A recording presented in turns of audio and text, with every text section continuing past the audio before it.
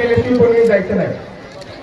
सर्वात महत्त्वाचं योगदान जे आहे हे शाळा व्यवस्थापन समिती अध्यक्ष सरपंच बिल्डिंग सध्या रिफॉर्म होत आहे आणि बरेचशे ठिकाणी मदत लाभलेली आहे. मी जरी या बिल्डिंग आपल्याला माहितच आहे जिल्हा परिषद शाळेला जेवढं आहे तेवढं कुठंतरी काहीतरी राहतच लिस्ट मध्ये, तर मी मुद्दामून दिदींकडे एक मागणी पाहिजे ती पुरेशी नाही. महत्वाचं म्हणजे मुख्याध्यापकांचं पद रिक्त आहे. दिदींनी कृपया आम्हाला वेळोवेळी सहकार्य तर लाभतच आहे, परंतु तरी सुद्धा सीसीटीव्ही कॅमेरा अजूनही उपलब्ध नाही. आपली हायस्कूल आहे, 10वी पर्यंतचे वर्ग आहेत, त्यांच्या सुरक्षेच्या दृष्टीने सीसीटीव्हीची व्यवस्था या ठिकाणी बाकी आहे. आणि आपल्याला तर या बिल्डिंगला आणखी शोभा येईल.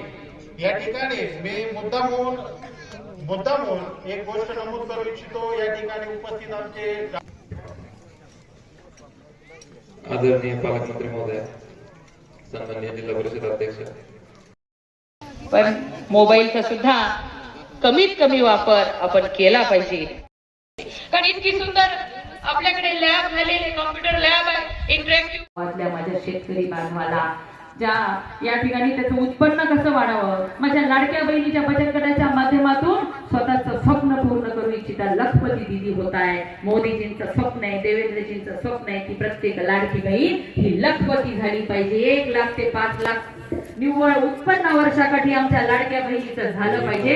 त्यासाठी जो प्रयत्न त्यांचा आहे त्याला आपण कसा हातभार लावता येईल यासाठी त्याला मी गेले होते आणि खूप सुंदर जगाचं मार्केट आपल्या सर्वांसाठी उघड आहे. आज मला आपल्या गावातले पण रेशीम शेती करणारे जोडप्याचं कौतुक करायचंय. बघा, छोटीशी 1 एकर भर खचले नाही आणि त्याच आपल्याला बघण्यासारखं असणार, आपणही बघत असणार. कष्ट करतात, चिकाटी करतात आणि आनंदाने संसार आपला करत आहेत. अशा पद्धतीने अनेक आव्हानं आपल्या सगळ्यांच्या समोर आहेत, पण त्या आव्हानाला सुद्धा सामोरं देण्याची क्षमता तेवढी आपण कष्ट करतो. त्यामुळे आपल्यामध्ये आहे, आपल्या पाठीशी ठामपणे उभं राहणारं आपलं केंद्रातलं मोदीजींचं सरकार आणि राज्यातलं देवाभाऊंचं सरकार आपल्या पाठीशी उभं आहे. म्हणून आपल्या सगळ्यांना मी विनंती करते, बघा, आसमानी संकट आलं तरी आपल्या पाठीशी ठामपणे उभं राहणारं आपलं देवाभाऊंचं सरकार आहे. या देशामध्ये कधीच कुणी दुसऱ्यांदा कर्जमाफी केली नव्हती, तेवढी मोठी कर्जमाफी करणारा नेता म्हणजे आपला मुख्यमंत्री देवेंद्र फडणवीस साहेब आहे. अनेकांनी सांगितलं, विरोधक तुम्हाला पण म्हणत असतील इथं गावागावात गेल्यानंतर कधी होणारे कर्जमाफी, पण आज त्यांची तोड बंद झालेली आहे. कुठली निवडणूक अजून 3 वर्ष नाही तरी देखील जो शब्द आपण निवडणुकीच्या वेळेला दिला होता आणि ह्या राज्यातल्या शेतकऱ्यांना वाऱ्यावर सोडणार नाही, कर्जमाफी करणारं नेतृत्व म्हणजे आपले देवेंद्र फडणवीस साहेब आहेत. तेवढंच नाही तर 48,000 कोटी रुपयाची थकीत वीज बिल माफी सुद्धा शेतकऱ्यांची करणारं नेतृत्व म्हणजे मुख्यमंत्री देवेंद्र फडणवीस साहेब आहेत. शेतकऱ्यांसाठी अनेक सबसिडीच्या योजना, खास करून आपल्या लाडक्या बहिणींना सुद्धा राब आमची बहीण राबायची. आपल्या भारतामध्ये 90% लोक शेतकरी आहेत आणि आजूभैया 80% ग्रामीण भागातील महिला या शेतीवरती काम करतात. पण कधीच आमच्या लाडक्या बहिणीला काही महत्व नव्हतं. 7/12 नवऱ्याच्या नावाने, कर्ज फेडायचं नवऱ्याच्या नावाने, विमा आला नवऱ्याच्या नावाने, सबसिडी आली नवऱ्याच्या नावाने. पण आज ज्या माझ्या बहिणीच्या मुळे प्रत्येक शेती टिकून आहे त्या बहिणीला महिला शेतकरी म्हणून सन्मान देण्याचं काम या राज्यामध्ये कुणी केलंय तर मुख्यमंत्री देवेंद्र फडणवीस साहेबांनी केलं. आणि अनेक मायमावल्यांना ही माहिती पण नाही, लताताई हातून अनेक येणाऱ्या योजना सुद्धा आपण महिलांपर्यंत सक्षमपर्यंत पोहोचू शकणार आहोत. आपण महिला बचत गटासाठी या ठिकाणी सभागृह देण्याचा निर्णय केलेला आहे.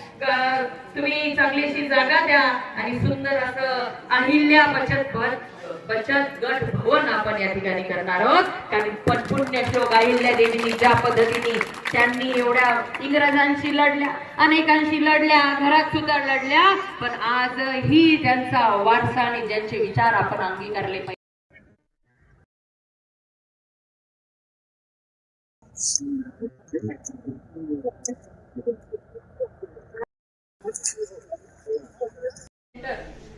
Interactive Digital Experimental Administration and Learning Center.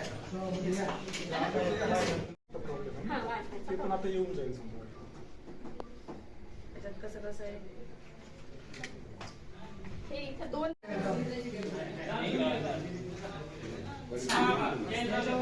पण याला शिकवण्यासाठी कोण एक्सपर्ट आहे? सर मॅडम आणि आम्हाला सगळ्यांना ट्रेनिंग झालेली आहे याची 2 दिवसाची आणि त्याचा वर्गानुसार नियोजन लावलेलं आहे. म्हणजे 1 तासिका अभ्यासक्रम घेण्यासाठी म्हणून सोमवारी 1 वर्ग 2 तास असतो, मंगळवारी असं करत बघा, देऊळगाव तालुका सेलू येथे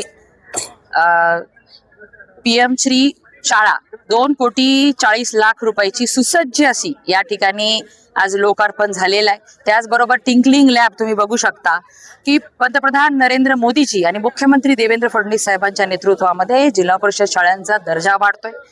विद्यार्थ्यांचा सर्वांगीण विकास व्हावा यासाठी सुसज्ज अशा इमारतीसह कम्प्युटर लॅब्स असतील, टिंकलिंग लॅब्स असेल, जेणेकरून नवीन शिक्षण नीतीच्या द्वारे जी काही शिक्षण नीती द्यायची त्याच्या पद्धतीने ह्या परिसरातील विद्यार्थिनींना ज्या त्यांच्या वयाचे जगातले मुलं मुली जे शिक्षण शिकतायत तेच देण्याची संकल्पना आहे. आणि तशी ही या ठिकाणी सुसज्ज अशी इमारतीचा आज लोकार्पण सोहळा होता.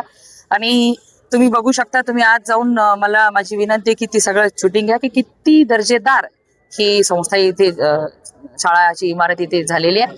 आणि अशाच आपल्या पूर्ण जिल्ह्यामध्ये सुद्धा अनेक शाळा आपण तयार केलेल्या आहेत. PM श्री, मुख्यमंत्री श्री, आदर्श शाळा आणि आता आपण आपल्या जिल्ह्यामध्ये पालकमंत्री श्री शाळा सुद्धा अशाच पद्धतीच्या तयार करत आहोत. आणि शिक्षणाचा दर्जा, भौतिक सुविधा सुद्धा चांगल्या देण्याचा आपला प्रयत्न आहे. आणि टप्प्याटप्प्याने सर्वच विद्यार्थ्यांना चांगल्या पद्धतीने इमारती मिळतील.